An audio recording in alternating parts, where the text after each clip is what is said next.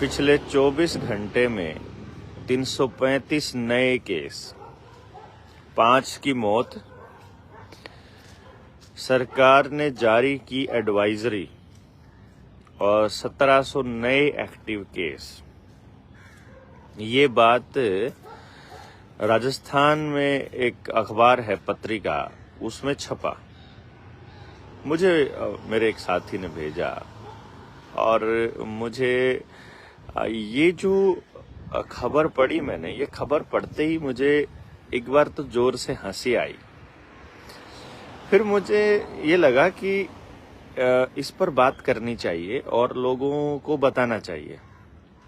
साथ ही साथ ये भी ध्यान आया कि अगर सच बता देंगे तो हमारे वीडियो कंटेंट को भी डिलीट कर दिया जाएगा, हमारे चैनल को भी ब्लॉक कर दिया जाएगा, फेसबुक अकाउंट भी 1 महीने के लिए बंद हो जाएगा और अभी सारी तरह की रिस्ट्रिक्शंस लग जाएंगी। साथ ही साथ लोगों तक नोटिफिकेशन जाना भी बंद हो जाएगा। पहले बंद हो गया था, अभी फिर भी कुछ लोगों तक तो जाने लगा है।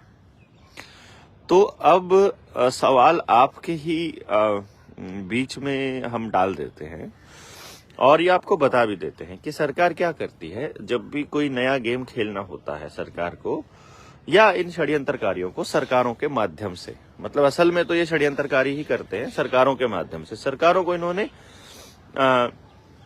ऑलरेडी अपना गुलाम बनाया ही हुआ है, ये तो आप सब लोग जानते ही हैं, क्योंकि इनको पैसा भी इन्हीं जो पूंजीपतियों से मिलता है और ईवीएम का भी सेटिंग ये पूंजीपति ही करके देते हैं। मीडिया भी पूंजीपतियों के ही हाथ में है, तो फिर के मीडिया में उनके खिलाफ चला देंगे, इस बात से डरते हुए, उस बात से को ध्यान में रखते हुए ये लोग पूरी तरह से सरेंडर कर देते हैं। तो इन्होंने सरेंडर तो ऑलरेडी किया ही हुआ है। इसमें जनता मरे, खपे, आपके बच्चों का नुकसान हो, कोई फर्क इनको पड़ता है नहीं। तो ये क्या करते हैं कि जो भी आप के दिमाग में चल रहा होता है उसकी टेस्टिंग करते हैं, पहले छोटे से अखबार से।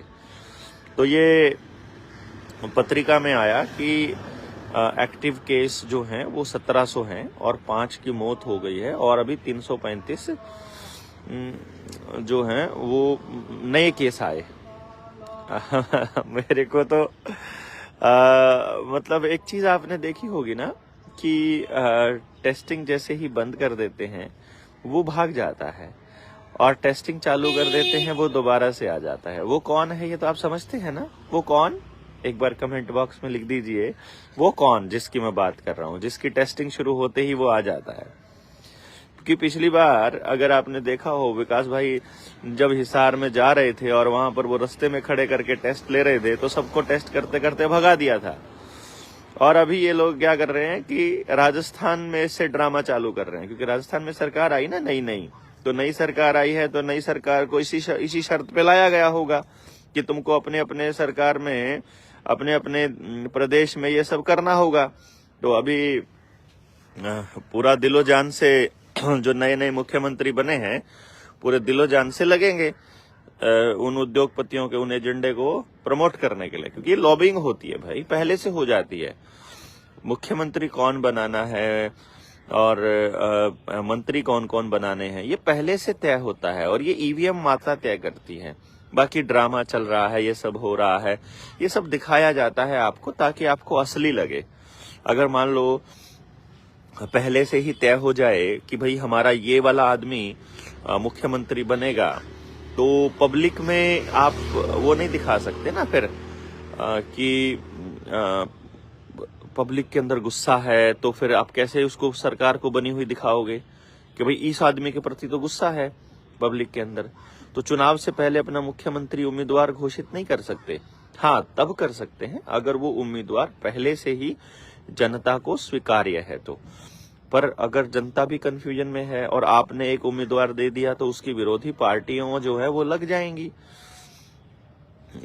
विरोधी लोग जो अपनी ही पार्टी में है, तो अपनी ही पार्टी के लोग जो विरोध करने लग जाएंगे और जनता को पता चल जाएगा कि ये आदमी तो मुख्यमंत्री बनने के लायक नहीं है, ये तो मंत्री बनने के लायक नहीं है, इसलिए पहले से डिक्लेयर नहीं करते हैं।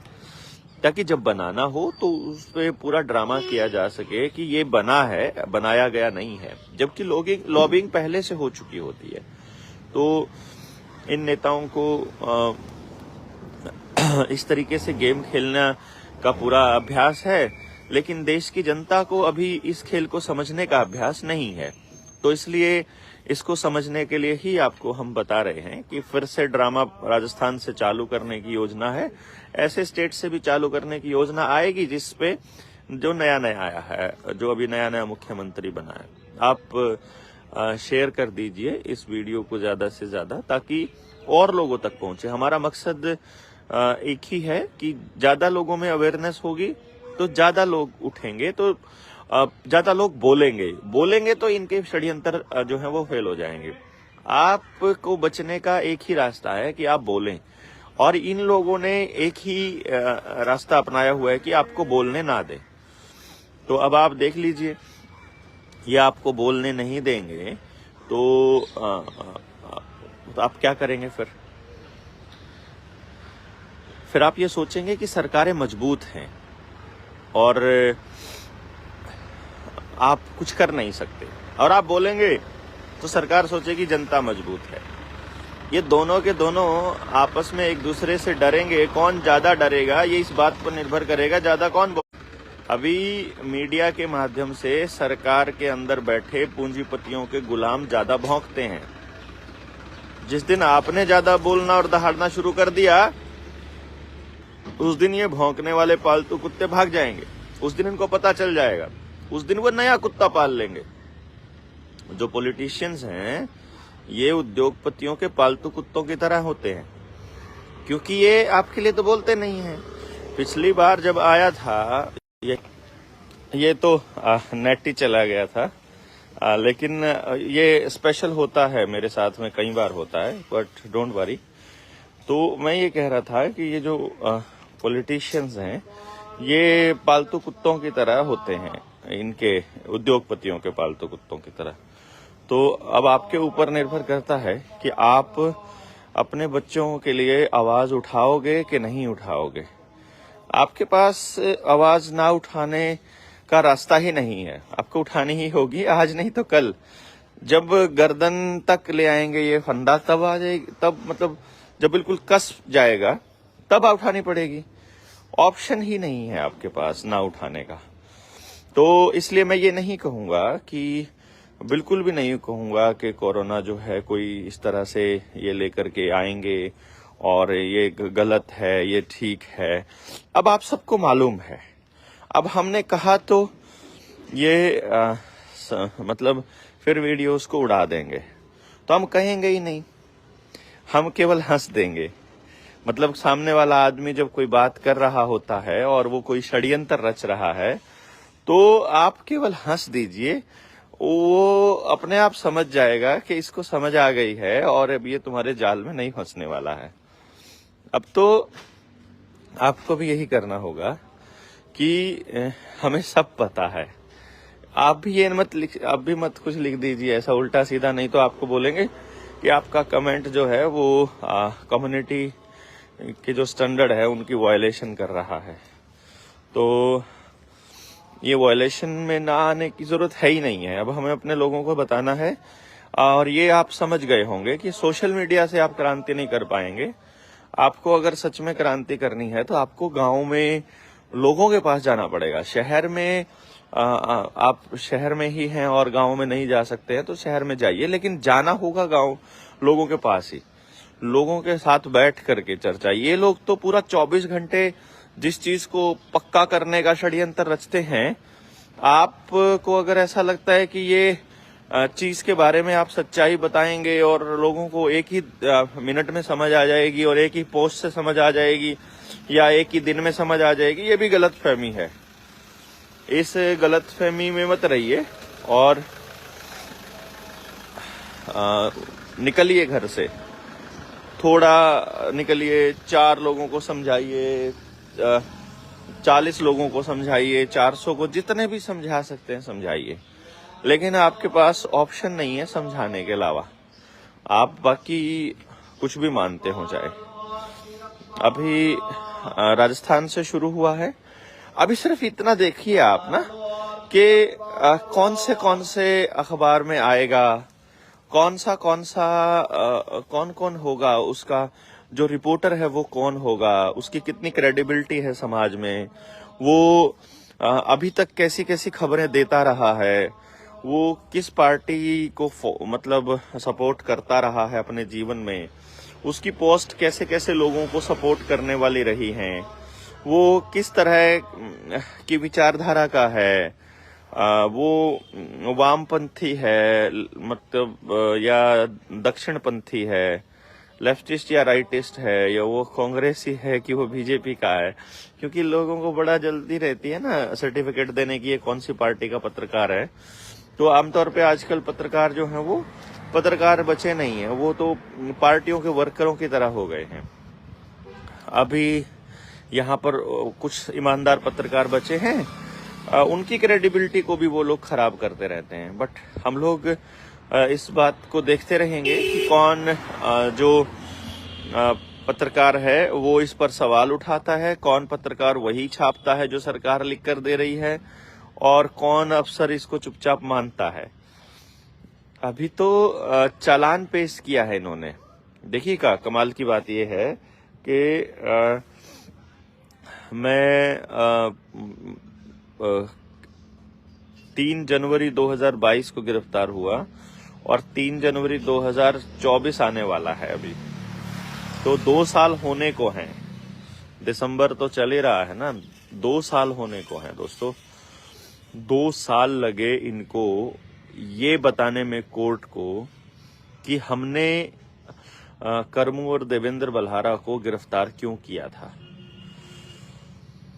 और 2 साल में इनको कोई और केस नहीं मिला। बेसिकली इनका पर्पस क्या था, ये और पुराने केसों को लेकर आते, ये कोर्ट में ये कहते कि देखो जी इनके खिलाफ तो इतने केस पहले से चल रहे हैं और ये तो आदतन अपराधी हैं, ये तो इनको तो आदत है अपराध करने की।